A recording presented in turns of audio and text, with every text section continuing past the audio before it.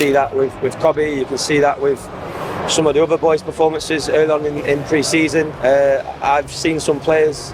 Pak Menpora mengenai terobosan-terobosan pemerintah ke depan untuk bagaimana mengapresiasi para pemain.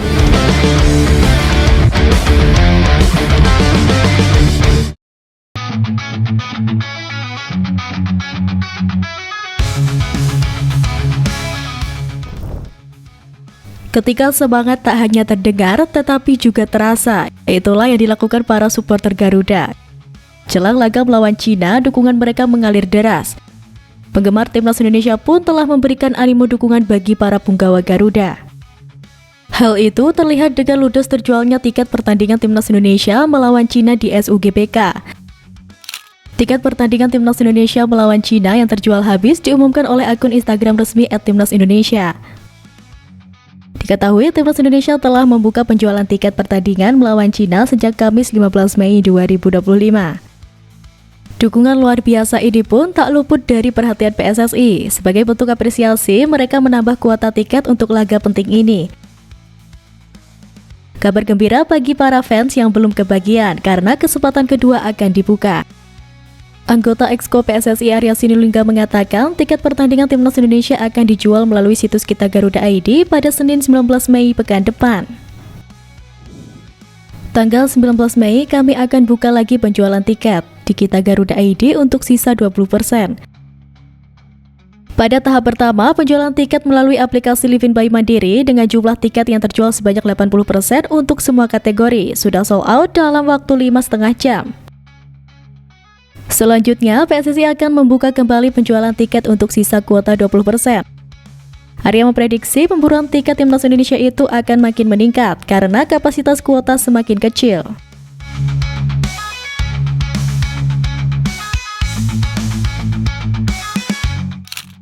Tak hanya dalam negeri, gairah ini menembus batas. Media Belanda sampai dibuat takjub melihat antusiasme luar biasa dari para pecinta sepak bola Indonesia. Sorak-sorai di stadion kini menjadi bukti bahwa negeri ini punya jiwa sepak bola yang hidup. Hal tersebut mendapat perhatian oleh media Belanda melihat atmosfer Stadion Utama Gelora Bung Karno saat Indonesia versus Bahrain yang menandakan gairah sepak bola di tanah air disebut luar biasa. SUGBK begitu bising selama pertandingan. Yang mencuri perhatian jelas tipe burung Garuda dengan tulisan "Show Your Dignity", juga koreografi Joker di tribun. Momen magis lainnya saat lagu Kebangsaan Indonesia Raya diputar, juga ada ritual pasca laga saat menyanyikan bersama lagu nasional tanah air.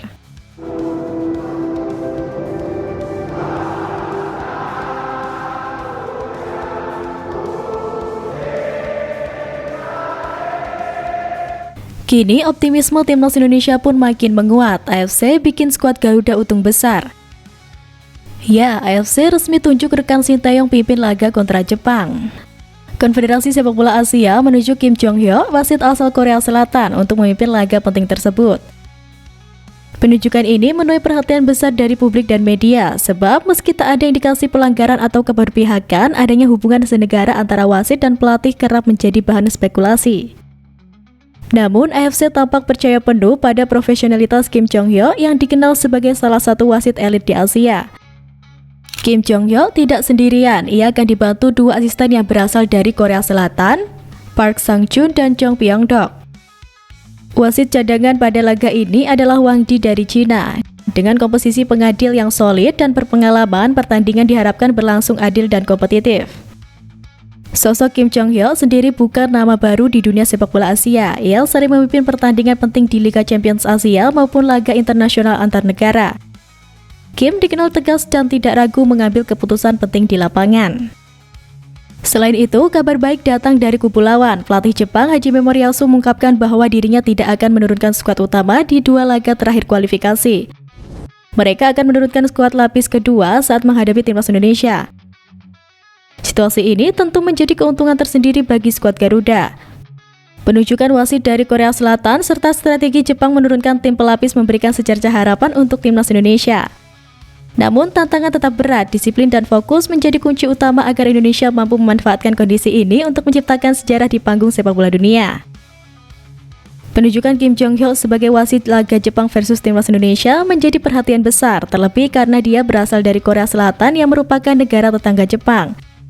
Namun, reputasinya sebagai wasit profesional menegaskan bahwa pertandingan akan berjalan fair. Dan juga dengan Jepang menurunkan skuad lapis kedua, peluang Indonesia terbuka lebar sepanjang bisa bermain cerdas dan penuh determinasi.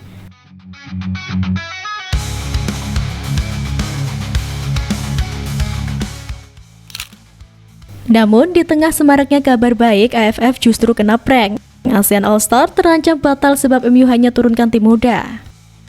Hal tersebut lantaran Manchester United akan melakukan tur Asia tepat setelah musim 2024-2025.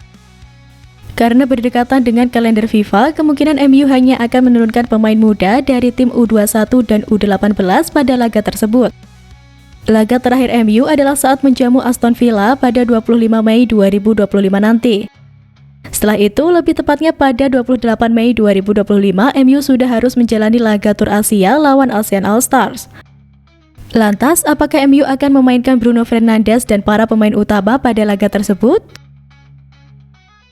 Untuk tahu jawabannya, mari kita simak informasi berikut. Dikutip dari BBC Sport, MU akan memainkan tim terbaik pada dua laga tur Asia, yakni melawan ASEAN All-Star dan Hong Kong. Namun, ada beberapa kendala yang bisa membuat MU tidak tampil dengan kekuatan terbaik. Pertama, faktor kebugaran pemain. MU tak mungkin membawa pemain dalam kondisi cedera atau perawatan. Kedua, jadwal laga internasional, sebab pada awal Juni 2025 bakal ada FIFA Matchday. Hal-hal dapat berubah dengan tur pasca musim hingga menit terakhir karena cedera atau pertandingan internasional. Itu tidak akan sepenuhnya ditetapkan sampai para pemain naik pesawat. Beberapa para pemain senior mungkin akan dipanggil negaranya untuk persiapan FIFA Matchday. Hal itu membuat para pemain muda MU dapat kesempatan. Harry Amos, Taylor Fredrickson, dan Chido Obi mungkin akan dapat menit bermain. Begitu juga dengan Jayden Kamason dan Benedito Matato yang beberapa kali ada di bangku cadangan MU musim 2024-2025. Selain nama-nama di atas, beberapa pemain muda lain mungkin akan dibawa dalam tur Asia. Masih ada hampir 2 minggu lagi sebelum tur, pasti ada banyak hal yang harus dikejar dan setiap individu harus siap untuk peluang dan memanfaatkan peluang yang ada.